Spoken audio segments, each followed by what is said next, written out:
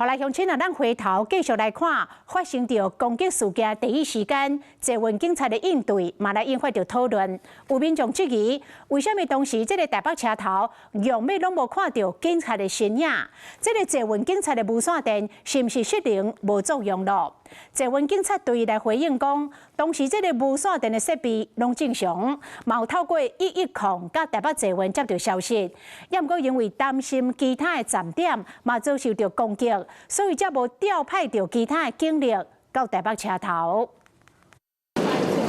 随机攻击事件了后，头一个上班日，不少民众关啊坐捷运通勤，警方唔敢凊彩增加警力维安。不过，即马捷运的警察同质疑，事发当下无线电故障，无及时掌握状况。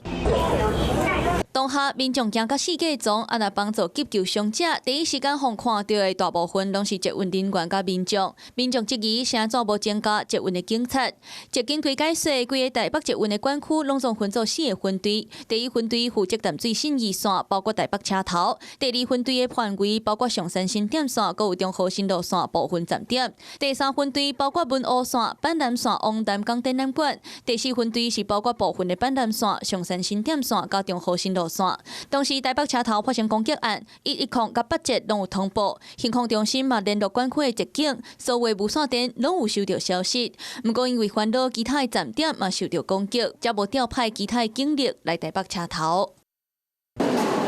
那捷运的警察执勤通常拢是用捷运来刷叮当，不过当时拄到台北车头过站无停的状况，恐惊嘛真歹到现场。对这捷警嘛表示有配警用机车来做准备。N7出口有民众